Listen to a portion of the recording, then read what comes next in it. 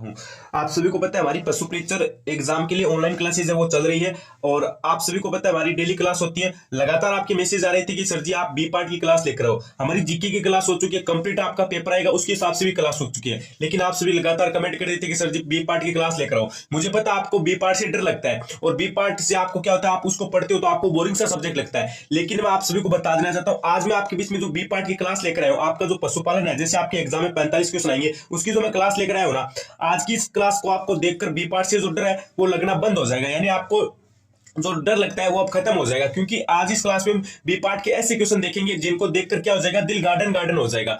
तो आपको क्या करना है, क्लास को एकदम अच्छे से देखना है। और मैं एक बात की गारंटी ले सकता हूं, मैं अगर आप है ना इस क्लास को कंप्लीट देख लेते हो ना, तो इस क्लास में आपको मजा आ जाएगा। अंत में आप कमेंट करके खुद बोलोगे कि सर जी क्लास में मजा आ गया। इसलिए करना क्या है, क्लास को एकदम अच्छे से कंप्लीट देखना है। बिल्कुल बेसिक से पढ़ाऊंगा, बी पार्ट का जो आपका डर है वो खत्म हो जाएगा। और हमारा टारगेट है कि 45 में से 45 क्वेश्चन सही करके आने हैं। तो क्लास को स्टार्ट कर लेते हैं, ज्यादा कुछ देरी नहीं करेंगे। अगर आप चैनल पर पहली बार विजिट करो तो एक बार सब्सक्राइब का बटन दबा देना। अगर आप पशु परिचर की तैयारी करते हो तो इस चैनल पे आपको बिल्कुल फ्री में निःशुल्क पशु परिचर की तैयारी करवाई जाएगी। बी पार्ट, राजस्थान जीके और साइंस और मैथ सभी क्लास मिलेगी, इंपॉर्टेंट क्वेश्चन मिलेंगे, एग्जाम से पहले मॉडल पेपर मिलेंगे। तो सब्सक्राइब का बटन जरूर दबा देना। तो इसलिए क्लास को स्टार्ट कर लेते हैं। देखो विद्यार्थियों, मैं एक बात आपको क्लास स्टार्ट करने से पहले बताता हूँ, क्लास को आपको यहाँ पे यूट्यूब पर देखना है। यूट्यूब पर देखने के बाद में आपको क्लास की पीडीएफ वो भी पढ़नी है, यानी एक बार इसका रिवीजन भी करना है, तब जाके आपको याद होगा। पीडीएफ कहां पर मिलेगी, पीडीएफ आपको व्हाट्सएप ग्रुप पे मिलेगी, उसको ज्वाइन कर लेना। वहां पे आपको राजस्थान जीके के नोट्स, साइंस के नोट्स और जितने भी आपके इंपॉर्टेंट क्वेश्चन है, पीडीएफ है और फ्री टेस्ट सीरीज है, वो सब चीजें मिल जाएगी। ग्रुप की लिंक मैं डिस्क्रिप्शन अंदर दे रहा हूँ। जितने विद्यार्थी अगर आप पशु टीचर की तैयारी करते हो तो उस ग्रुप को जरूर ज्वाइन करना। तो चलिए क्लास को स्टार्ट करते हैं। देखो विद्यार्थियों,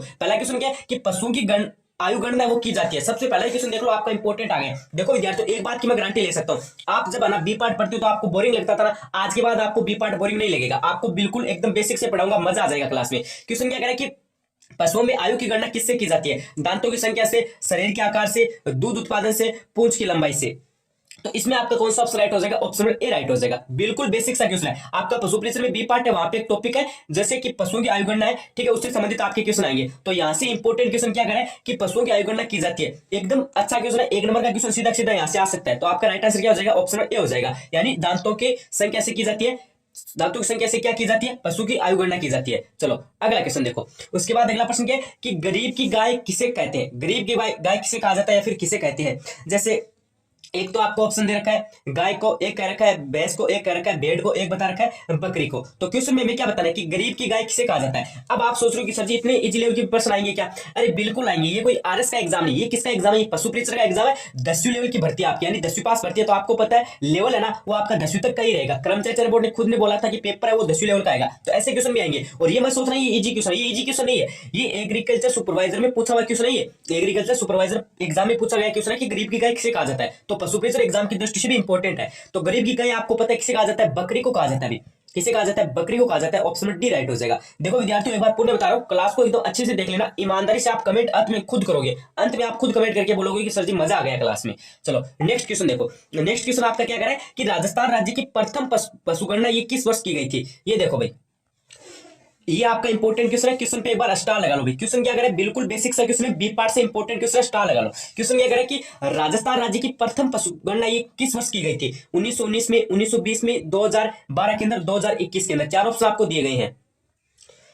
तो इसमें आपका राइट आंसर कौन सा हो जाएगा, यानी राजस्थान राज्य की प्रथम पशुगणना किस वर्ष हुई थी। थोड़ा सा इंपॉर्टेंट क्वेश्चन, एग्जाम में सीधा सीधा छप सकता है, ये क्वेश्चन आपको एग्जाम में 100% देखने को मिलेगा। तो इसमें आपका ऑप्शन ए राइट हो जाएगा, यानी 1919 के अंदर। दिमाग में फिट कर लो क्वेश्चन को, दिमाग में क्या कर लो, फिट कर लो कि राजस्थान की प्रथम पशुगणना कब हुई, 1919 के अंदर हुई। ये बात आपको ध्यान रखनी है। और पशुगणना कितने वर्षों के अंतराल से होती है, यानी पशुगणना कितने वर्षों से होती है, 5 वर्षों से होती है। ये भी बात आपको ध्यान रखनी है। जैसे जनगणना आपको पता है 10 वर्षों से होती है, उस हिसाब से पशुगणना कितने वर्षों से होती है, 5 वर्षों से होती है। Very good. अगला क्वेश्चन देखो।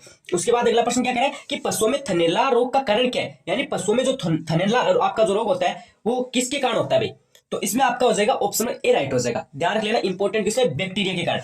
पशुओं में थनैला रोग किसके कारण होता है, बैक्टीरिया के कारण होता है। या फिर आपको ऐसा भी क्वेश्चन को घुमाया भी जा सकता है, थोड़ा सा इस क्वेश्चन को ना आसान भाषा में पूछेगा तो किस हिसाब से क्वेश्चन आएगा कि पशुओं में थनैला रोग किसके कारण होता है, तो आप बता दोगे बैक्टीरिया के कारण। अगर आपको थोड़ा सा क्वेश्चन को घुमा लिया जाए, अगर आपको पूछा जाए कि पशुओं में बैक्टीरिया के कारण कौन सा रोग होता है, तो ये आपका हो जाएगा थनैला रोग। ठीक है, दोनों एक ही बात है। थनैला रोग किसके कारण होता है, बैक्टीरिया के कारण। बैक्टीरिया के कारण कौन सा रोग होता है, थनैला रोग। तो दोनों में आपको ध्यान रखना है। चलो अगला क्वेश्चन देखो। उसके बाद आपका अगला प्रश्न क्या करें कि राष्ट्रीय दूध दिवस कब मनाया जाता है। ये देख लो आपका इंपॉर्टेंट क्वेश्चन है भाई, इंपॉर्टेंट क्वेश्चन है। इस पे आप क्या कर लो, इस पे आप स्टार लगा लो, एग्जाम की दृष्टि से क्या है, इंपॉर्टेंट है। आपको चार ऑप्शन दे रखे, एक तो 26 दिसंबर को, एक है 25 जुलाई को, एक है 26 जनवरी को, एक है 26 नवंबर को। बिल्कुल बेसिक सा क्वेश्चन है। क्वेश्चन में आपसे क्या पूछा गया है, राष्ट्रीय दूध दिवस कब मनाया जाता है।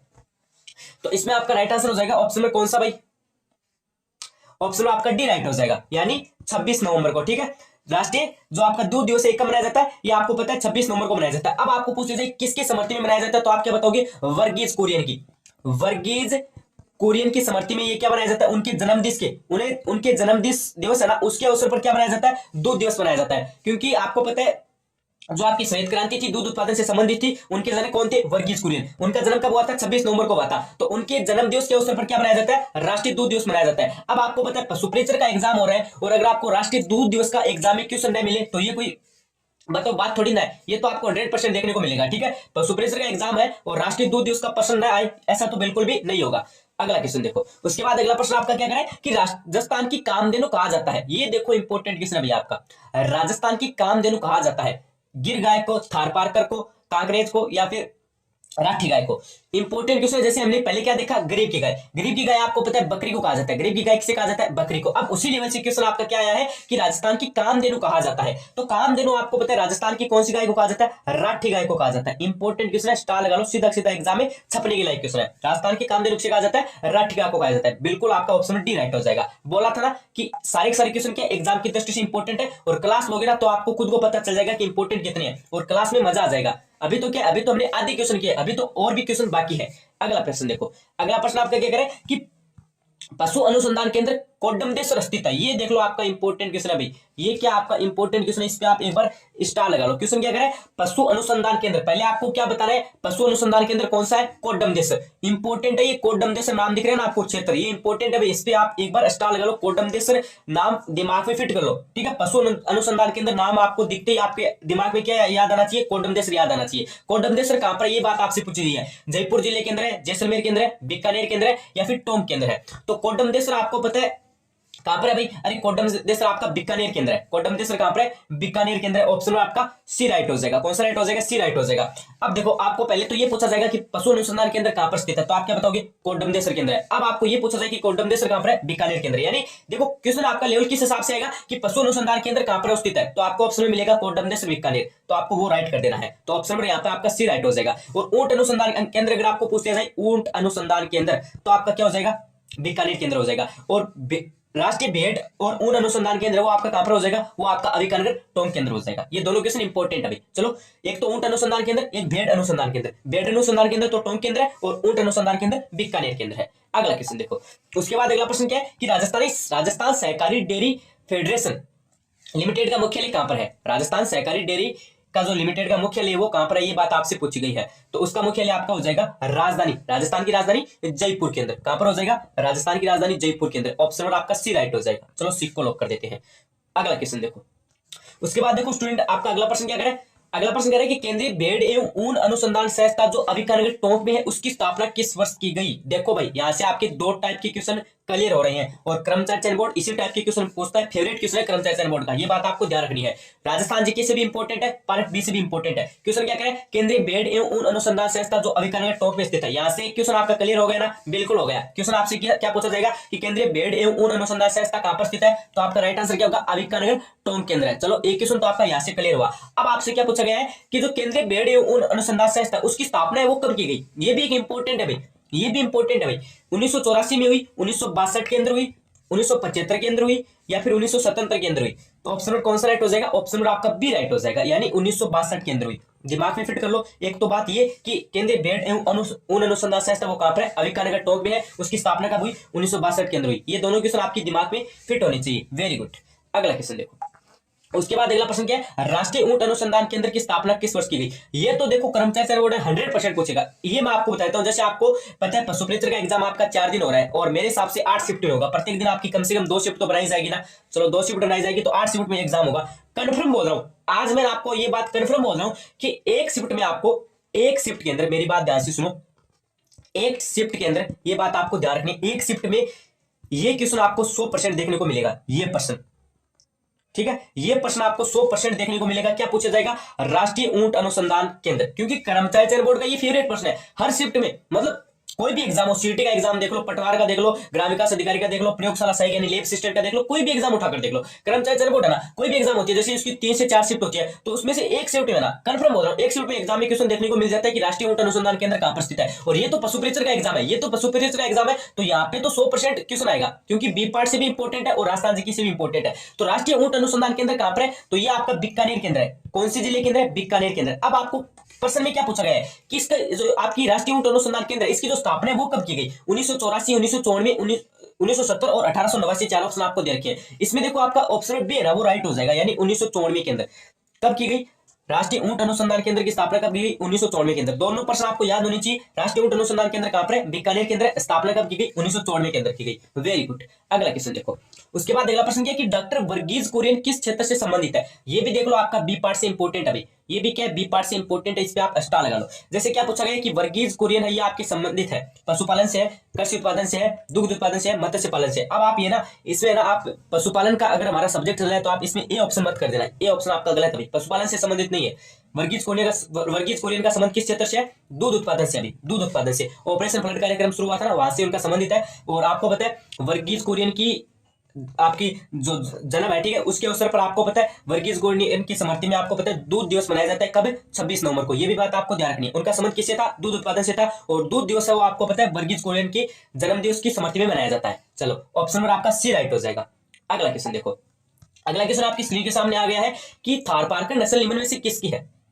ये बताओ भाई, थारपारकर नस्ल है ना, ये निम्न में से किसकी है? बोला था ना गुरुजी, मजा आ जाएगा। बिल्कुल बोला था, क्योंकि लेवल है ना, आपको मुझे पता है कि जब आपको पता है आपने राजस्थान जीके पढ़ लिया, साइंस पढ़ लिया, मैथ पढ़ लिया, कोई भी दिक्कत नहीं है, लेकिन आप पार्ट बी को पढ़ने बैठे तो आपको बोरिंग सब्जेक्ट लगा। आप ये सोच रहे हो कि 45 क्वेश्चन हमारी राइट कैसे होगी, लेकिन मैं बता रहा हूँ अगर आप है ना बिल्कुल है ना बेसिक से पढ़ोगे ना तो आपको मजा आ जाएगा पार्ट बी में। फिर आप ऐसे ही सोचोगे कि बस पूरे दिन पार्ट बी है वही पढ़ो, जीके को नहीं पढ़ो, साइंस को नहीं, क्योंकि आपका पार्ट बी है ना, ठीक है, पार्ट बी, इसमें कुछ आपके इंपॉर्टेंट क्वेश्चन है और कुछ ऐसे भी क्वेश्चन है जिनको अगर ना एकदम अच्छे से पढ़े ना तो उनमें मजा आ जाता है। तो इसमें क्या कह रहा है कि थारपारकर नस्ल ये निम्न में से किसकी है? घोड़े की है, बकरी की है, गाय की है, भैंस की है। थारपारकर नस्ल है ना, वो आपको पता है गाय की है भाई। थारपारकर नस्ल किसकी है? अरे गाय की है। अरे आपके घर के अंदर भी मिल जाएगी शायद थारपारकर नस्ल, मतलब बाड़मेर साइड में मिल जाती है, क्योंकि आपको पता है बाड़मेर के गुजरात से लगा हुआ जिला है, यानी गुजरात के साथ सीमा बनाता है। और गुजरात साइड में ये आपको पता है, जैसे पाकिस्तान सिंध के अंदर ये थारपारकर नस्ल पाई जाती है, गुजरात में पाई जाती है, और अपने राजस्थान में बाड़मेर क्षेत्रों में अधिक पाई जाती है। ये भी बात आपको ध्यान रखनी है। अगर आपको पूछ दिया जाए कि राजस्थान के अंदर थारपारकर नस्ल ये सर्वाधिक कहां पर देखने को मिलती है, तो ये आपकी बाड़मेर के अंदर देखने को मिलती है। ये बात आपको ध्यान रखनी है। वेरी गुड भाई। अगला क्वेश्चन देखो। उसके बाद देखो विद्यार्थियों, आपका अगला प्रश्न क्या कह रहा है कि केंद्रीय भैंस अनुसंधान संस्था कहां पर स्थित है? ये थोड़ा सा इंपॉर्टेंट है भाई। भैंस अनुसंधान संस्था, देखो हमने ऊंट अनुसंधान संस्था देख ली, भेड़ अनुसंधान संस्था देख ली और सब चीजें देख ली, तो अब भैंस अनुसंधान संस्था ये भी हमें याद होनी चाहिए। हमें इस पे भी क्या करना है, थोड़ा सा इंपॉर्टेंट क्वेश्चन है, स्टार लगाना है। तो हिसार हरियाणा के अंदर है, करनाल हरियाणा में है, जयपुर राजस्थान में, उदयपुर राजस्थान में है। तो ये आपके कहां पर है भाई? क्वेश्चन को पहले ध्यान से पढ़ लेना। क्वेश्चन आपसे क्या करे, केंद्रीय भैंस अनुसंधान संस्था कहां पर स्थित है? तो ये आपकी कहां पर हो जाएगी? हाँ, ये आपकी हो जाएगी हिसार हरियाणा में। ऑप्शन नंबर कौन सा राइट हो जाएगा? ऑप्शन नंबर आपका ए राइट हो जाएगा। एक को लॉक कर दे क्या? बिल्कुल, एक को लॉक कर दो, ये ऑप्शन आपका राइट हो जाएगा। चलो, एक को लॉक कर देते हैं। अगला क्वेश्चन देखो। उसके बाद अगला प्रश्न क्या करें, भैंस प्रजनन केंद्र कहां पर स्थित है? पहले तो आपको अनुसंधान संस्था पूछ गई, अभी प्रजनन केंद्र पूछा गया है। तो प्रजनन केंद्र आपको बताओ भाई कहां पर है? जयपुर में है, धौलपुर में है, टोंक में है, वल्लभ नगर उदयपुर में है। तो ये आपका हो जाएगा उदयपुर के अंदर। वल्लभनगर उदयपुर में क्या है? केंद्रीय भैंस प्रजनन केंद्र है भाई। ऑप्शन नंबर डी आपका गुरुजी राइट हो जाएगा। Very good. अगला क्वेश्चन देखो। उसके बाद देखो अगला प्रश्न है कि भैंस के गर्भकाल की अवधि कितनी होती है? ये इंपॉर्टेंट है भाई आपका, ये क्वेश्चन इंपॉर्टेंट है, इस पे आप स्टार लगा लो। एग्जाम में सीधा एग्जाम में पूछा जा सकता है कि भैंस के गर्भकाल की अवधि कितने दिनों की होती है? 151 दिन की, 282 दिन की, 307 दिन की, 335 दिन की। तो क्वेश्चन को ध्यान से पढ़ लेना। भैंस की जो आपकी गर्भकाल की अवधि होती है ना, वो आपकी 307 दिन की होती है। कितने दिन की होती है? 307 दिन की होती है। और जो हमारी पहली ओल्ड क्लास हुई थी ना इससे पहले, उसमें हमने किसकी देखी थी? उसमें हमने बकरी के गर्भकाल की अवधि देखी थी। तो बकरी की गर्भकाल की अवधि कितनी होती है? 155 दिन की होती है। किंतु परंतु बट लेकिन भैंस की कितनी होती है? 307 दिन की होती है। दोनों में आपको कंफ्यूज नहीं होना है, और दोनों ही एग्जाम के लिए क्या है? इंपॉर्टेंट है। Very good. अगला क्वेश्चन देखो। उसके बाद देखो विद्यार्थी, आपका अगला प्रश्न क्या करें, कैल्शियम की अधिकतम मात्रा किसमें पाई जाती है? एकदम बिल्कुल बेसिक सा क्वेश्चन है। अब ये क्वेश्चन आप गलत थोड़ी ना करोगे। अब आप ये मत सोच रहे कि सर जी ऐसे भी एग्जाम में क्वेश्चन आएंगे क्या? अरे बिल्कुल आएंगे, क्योंकि ये कोई आरएस एग्जाम नहीं, पशु परीक्षक का एग्जाम है, और कर्मचारी चयन बोर्ड ने खुद ने बोला है 10वीं लेवल के क्वेश्चन क्या है वो हम डालेंगे। तो इसमें आपका हो जाएगा दूध, ठीक है, कैल्शियम की अधिक मात्रा क्वेश्चन को ध्यान से पढ़ लेना भाई। क्वेश्चन में आपसे क्या पूछा गया है, कैल्शियम की अधिकतम मात्रा किसमें पाई जाती है? दूध, मक्खन, सेब और आपका एक यहाँ पे देख रहा है पनीर। तो इसमें आपका हो जाएगा ऑप्शन नंबर ए, दूध के अंदर। अगला क्वेश्चन देखो, उसके बाद अगला प्रश्न क्या कह रहा है, राजस्थान में सर्वाधिक पशु मेले किस जिले में लगते हैं? अब आपको पता है ये क्वेश्चन है ना, राजस्थान जीके से भी इंपॉर्टेंट है और आपका पार्ट भी है ना, वहां से भी इंपॉर्टेंट है, क्योंकि आपको पता है पार्ट बी में पशु मेले अलग से टॉपिक दे रखा है, पशु मेले अलग से टॉपिक दे रखा है, वहां से इंपॉर्टेंट क्वेश्चन है। क्वेश्चन क्या कह रहा है, राजस्थान में सर्वाधिक पशु मेले किस जिले में लगते हैं? जैसे डूंगरपुर है, जालोर है, करौली है, नागौर है। तो सर्वाधिक पशु मेले आपको पता है कहां पर लगते हैं? अरे नागौर के अंदर लगते हैं। ऑप्शन नंबर डी राइट हो जाएगा। ये बात आपको ध्यान रखनी है, इंपॉर्टेंट क्वेश्चन है, सिंगल पर्सन सीधा सीधा यहां से इंपॉर्टेंट बन सकता है कि राजस्थान में सर्वाधिक पशु मेले किस जिले में लगते हैं। तो आपका राइट आंसर क्या होगा? नागौर के अंदर। डी को लॉक कर दें क्या? बिल्कुल, चलो डी को लॉक कर देते हैं। उसके बाद देखो अगला प्रश्न क्या है, गाय के दूध में पीला रंग किसके कारण होता है? ये देखो इंपॉर्टेंट। अभी अब आपको पता है, लगभग मैं बता रहा हूं, जो क्लास देख रहे हैं ना, 70-75% विद्यार्थियों की घरों में गाय भैंस मतलब कुछ ना कुछ तो मिल जाएगा 100%। तो उनको तो ये पता होगा ना, आपको खुद को पता है कि भैंस की तुलना में गाय का जो दूध है उसका रंग क्या होता है? पीला होता है। 100% पता है, ये बात आप सबको पता है। जिनके घरों में ना गाय भैंस है तो उनको तो ये बात पता है कि गाय का दूध है वो भैंस की तुलना में पीला होता है। तो क्वेश्चन आपसे क्या पूछा जा रहा है कि गाय का दूध है ना वो भैंस मतलब गाय का दूध है ना वो पीला रंग क्यों होता है? गाय के दूध का पीला रंग, गाय के दूध का पीला रंग किसके कारण होता है? लैक्टोज के कारण, ग्लूकोज के कारण, केरोटीन के कारण, प्रोटीन के कारण। तो इसमें आपका हो जाएगा ऑप्शन नंबर सी राइट, यानी क्या हो जाएगा? केरोटीन के कारण। गाय का दूध पीला होता है, ये किसके कारण होता है? केरोटीन के कारण होता है। ऑप्शन नंबर आपका सी राइट हो जाएगा। चलो सी को लॉक कर देते हैं, वेरी गुड। अगला क्वेश्चन देखो, उसके बाद देखो विद्यार्थियों, आपका अगला प्रश्न क्या कह रहा है कि रानीखेत किसकी महत्वपूर्ण बीमारी है? ये देख लो इंपॉर्टेंट क्वेश्चन है भाई। रानीखेत यानी रानीखेत आपकी जो रोग मान लो, महत्वपूर्ण बीमारी मान लो, एक ही बात है दोनों। तो ये किसकी है? भैंस की है, गाय की है, मुर्गी की है, घोड़ा की है। तो रानीखेत आपकी बीमारी है या फिर आपकी जैसे रोग है, दोनों एक ही बात है। तो वो आपका मुर्गी का है। रानीखेत रोग किसका है? आपका मुर्गी का। किसका है? मुर्गी का। अगर आपको पूछ लिया जाए रानीखेत किसकी महत्वपूर्ण बीमारी है? मुर्गी की। चलो अगला क्वेश्चन देखो, उसके बाद अगला प्रश्न आपका क्या करें कि दूध में पानी की मिलावट का पता लगाया जाता है। ये देख लो भाई, इंपॉर्टेंट क्वेश्चन आ गया है।